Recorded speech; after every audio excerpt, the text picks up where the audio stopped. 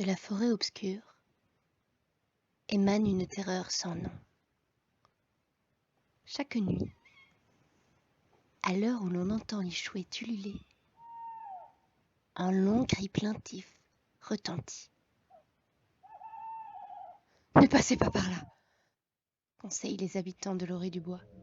« Une abomination, une créature sans conscience y annihile quiconque s'y aventure. »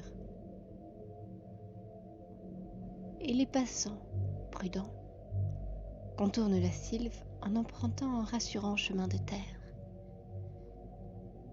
Mais un jour, un jeune garçon du village, plus sceptique que ses pairs, décide de s'y aventurer.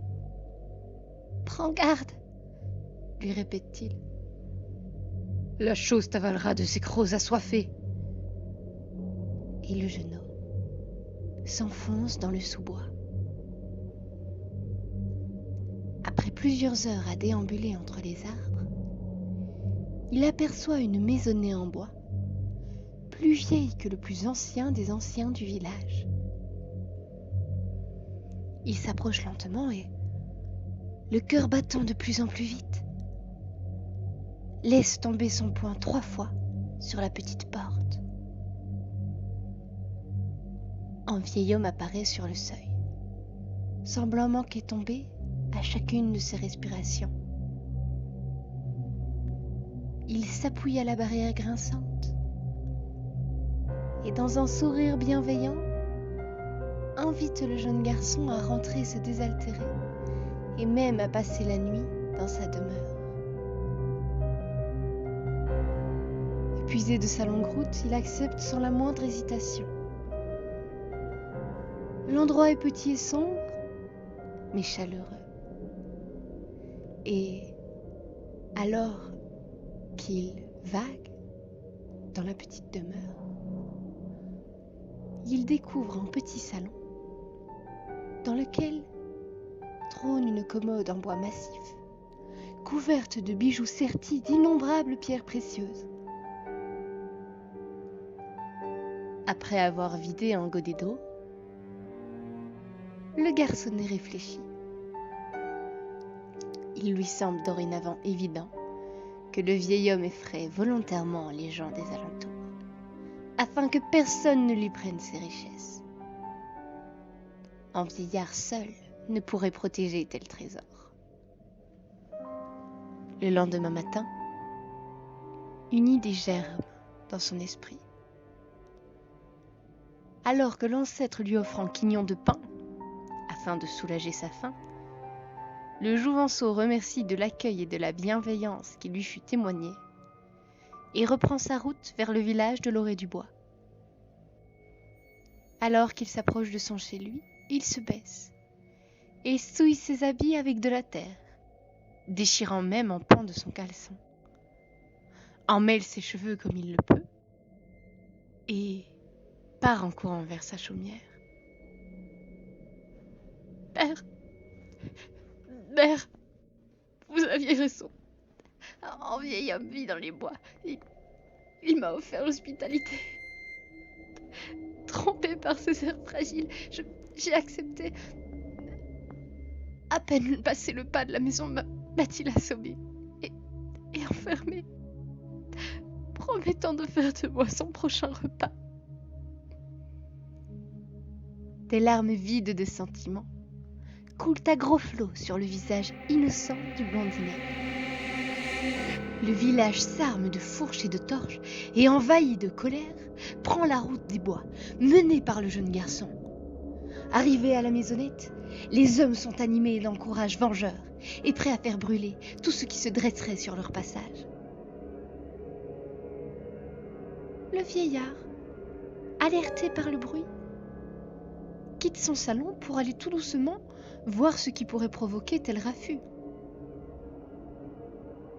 De suite, il reconnaît le damoiseau et, d'une voix très faible, demande si par hasard il eût oublié quelque chose lors de sa visite. Tremblant, le jeune garçon agrippe son père et dit « C'est lui. c'est l'homme qui m'a abusé. Et tous laissent exprimer leur rage, avançant d'un pas vers le vieil homme.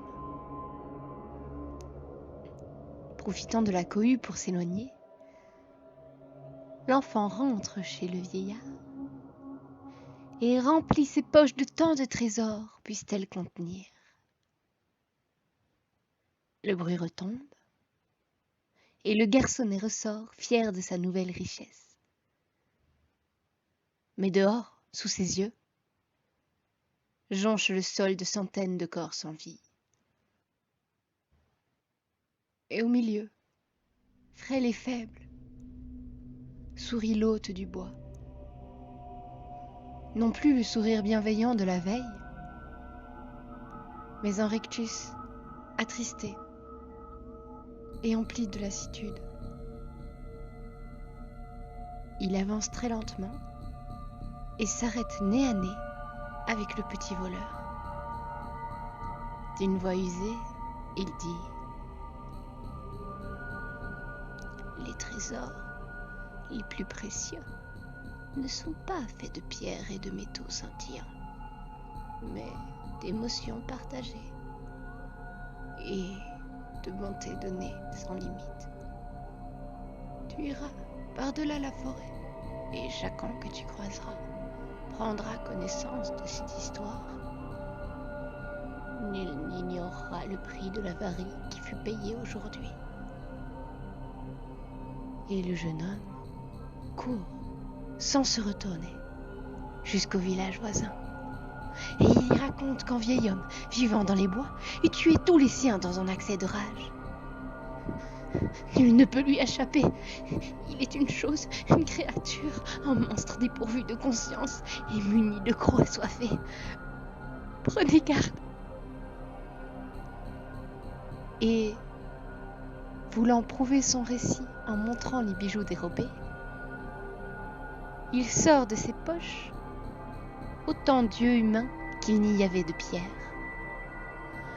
Horrifiés devant cette abjecte scène, les villageois condamnent le Jouvenceau à la peine capitale. Nul n'oubliera l'histoire du vieil homme du bois. Dans la forêt obscure, vit un vieil homme solitaire. Chaque nuit, à l'heure où l'on entend les chouettes ululer, un long cri déchirant retentit. Toute la cruauté des hommes, contenue dans sa plainte, le vieil homme rêve. Peut-être, un jour, ne vivra-t-il plus reclus. Peut-être, un jour, l'homme comprendra. Peut-être, un jour, la fin de l'histoire changera.